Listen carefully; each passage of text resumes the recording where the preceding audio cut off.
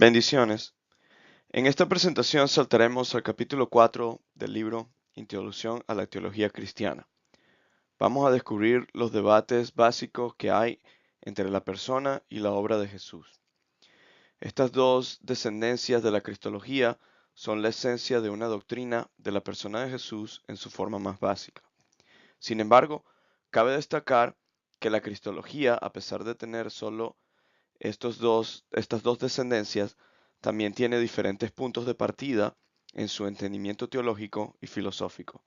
Aquí veremos en más detalle estos dos puntos de partida y algunas otras cosas que son recalcadas en el libro en el capítulo 4. La cristología es el estudio de la doctrina de Jesús, su persona, obra, ministerio y legado. Con estas preguntas comenzamos. ¿Quién es y qué hizo? Primero veremos que todo estudio de Jesús está dividido en dos partes, su persona y su obra. La mayoría de los desacuerdos cristológicos caen en la parte de su persona, como por ejemplo, ¿era él divino o humano? ¿O fue judío o gentil? Son pocos los debates o desacuerdos que tenemos en cuanto a su obra. Sin embargo, podemos ver que en el primer siglo los movimientos cristológicos que salen a la luz no salen por solo especulación de su persona, sino que salen porque creyentes estaban tratando de entender de una forma más completa quién él era con respecto a la fe que procesaban tener en él. En cuanto a la persona de Jesús hay que tener claro tres cosas. Primero, su vida. Aquí es importante aclarar el fenómeno del Jesús histórico. El Jesús histórico es una controversia reciente que clama que para conocer al Jesús verdadero hay que quitar todo lo que es mito de la narrativa bíblica y así poder llegar a un Jesús que es puro, sin mito. Claro está que este movimiento, a pesar de que es reciente y que puede ser catalogado erróneo en muchas formas, es importante porque nos dice que el punto aquí es que el tipo de controversia, este tipo de controversia sale porque hay desacuerdos en cuanto a la vida de Jesús y a los detalles de ella. Segundo, en cuanto al debate de su humanidad y divinidad, es importante recalcar que no solo es un debate teológico, sino que fue también un debate eclesiológico. La iglesia del primer siglo adopta el hecho de que Jesús es divino, no porque la narrativa bíblica lo dice, sino porque los primeros cristianos de los primeros siglos adoraban a Jesús como Dios. Entonces, la práctica de la adoración informa su teología. Esto es un punto muy importante porque nos dice que la práctica de la iglesia pasa a ser la base de la cristología en cuanto a su divinidad y humanidad y cómo las dos formas están en tensión una con la otra.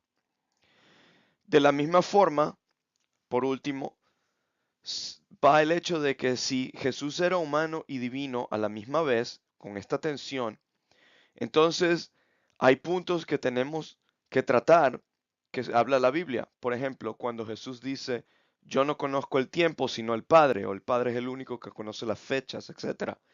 Este tipo de pasajes bíblicos nos lleva a la pregunta de que si Jesús era todopoderoso, ¿cómo es posible de que no conocía el tiempo? Entonces, esto nos lleva a tratar el hecho de que Jesús, en su forma humana, tenía limitaciones. Entonces está la tensión entre su humanidad y lo limitado y la divinidad y todo lo poderoso. En los primeros siglos de la vida de Jesús nos deja saber que Jesús era un humano y que como humano Dios opta estar limitado en dicha humanidad. Pasando a la obra, en cuanto a la obra de Jesús, entonces ahora podemos enfatizar dos puntos importantes. Primero, podemos ver cómo hay diferentes formas de entender el resultado de su ministerio. Algunas de estas formas, por supuesto, son la expiación al pecado, eh, que puede ser vista desde varias formas. como la legal, por ejemplo, o la vida ejemplar de Jesús como modelo para nuestras vidas, es otra forma de verlo, visto desde una forma más ética y moral. Y por último, el afianzamiento de la salvación. El libro ya toca en muchos detalles esto, así que no quiero entrar en detalles. Pero sí cabe destacar, por segundo lugar, es que de estas maneras de entender la obra de Jesús en el mundo están conectadas al entendimiento de la persona de Jesús. Por ejemplo, podemos decir que el hecho de que Jesús fue 100% humano y 100% Dios está conectado a su obra redentora. De la misma forma, Jesús no puede ser Dios y humano si no tiene una misión clara en el mundo. Entonces podemos ver cómo la persona de Jesús y los debates que tenemos en la persona de Jesús también informan cómo vemos y entendemos su obra, tanto su obra redentora de expiación del pecado como el ejemplo de vida y la salvación, y su aplicación de la obra y la misión de la iglesia para nuestras vidas. Entonces, una parte del debate cristiológico informa a la otra y la obra también viene a ser conectada 100% a la persona de Jesús. Esto nos lleva a otra dinámica de la cristología. En esta parte de la presentación veremos cómo todo esto que ya leímos, tanto en el capítulo 4 de la introducción a la teología cristiana, como hablaremos en la próxima presentación del libro Teología Liberadora de González, que construye diferentes puntos de partida teológicos. Hay dos puntos de partidas para la cristología. ¿Alguna vez te has preguntado por qué hay en las iglesias católicas un Cristo crucificado, donde se ve siempre la cruz con un Cristo que está muy golpeado y ensangrentado siempre en las paredes de la iglesia? ¿Y por qué, por ejemplo, en las iglesias bautistas siempre está la cruz cuando uno entra a la iglesia y la cruz está vacía? Estos no son preguntas de decoración de la iglesia, estas son preguntas teológicas. Y son preguntas teológicas que son informadas por la cristología. Bueno, la respuesta de todo esto es que hay dos puntos de partida teológicos en la cristología. Primero, está lo que llamamos en la teología la cristología alta. La cristología alta parte de la idea de que Jesús es un Dios y vencedor de todo mal, algo que está muy arraigado en la teología del norte atlántico. Este punto de partida tiende a enfatizar tanto lo divino de Jesús como el hecho de que Jesús es todopoderoso.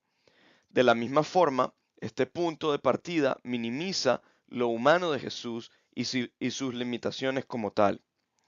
Es por eso que la cruz en una iglesia bautista está sola, porque en la teología bautista, entre otras, esto es solo un ejemplo que estoy usando, Jesús es vencedor de la muerte y no está en la cruz, no está atado a la cruz, sino más bien que está en el cielo como rey, listo para juzgar a los vivos y a los muertos, etcétera, etcétera.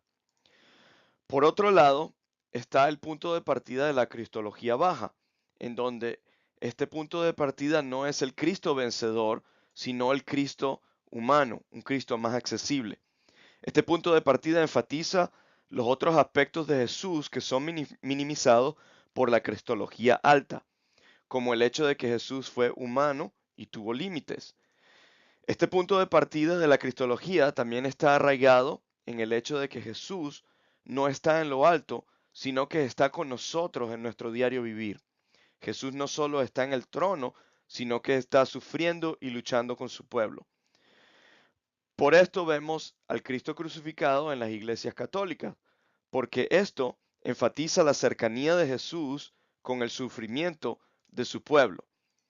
Estos dos puntos de partida de la cristología, cabe recalcar que no están en oposición el uno con el otro.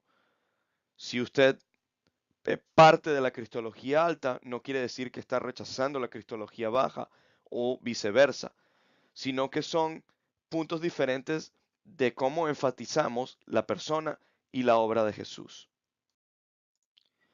Una vez más, a manera de conclusión, quiero aclarar que estos dos puntos de partida de la cristología no son exclusivos del otro. El decir que los bautistas parten de la cristología alta no quiere decir que los bautistas excluyen las características humanas de Jesús. De la misma forma, los católicos saben que Jesús es Dios y todopoderoso. El hecho de partir de una no quiere decir que hay que abandonar la otra, pero sí hay claras diferencias en cuanto a la aplicación teológica de la cristología. Es por eso que estos dos puntos de partida son importantes entenderlos y es importante reconocer desde donde incluso nosotros mismos enfatizamos la persona y la obra de Jesús. En la próxima presentación veremos más en detalles de dónde parte la cristología latina y exploraremos las razones por las cuales nuestra cristología trae ciertos retos importantes a la teología. Medita en estas preguntas y piensa cómo estos dos entendimientos de Jesús te pueden ayudar en tu iglesia y en tu ministerio. ¿Cuáles son los puntos de partida más importantes para ti? ¿Cómo tú los ves? ¿Y cómo le explicarías a una persona de la iglesia las diferencias entre una cristología alta y una cristología baja de una forma clara y breve?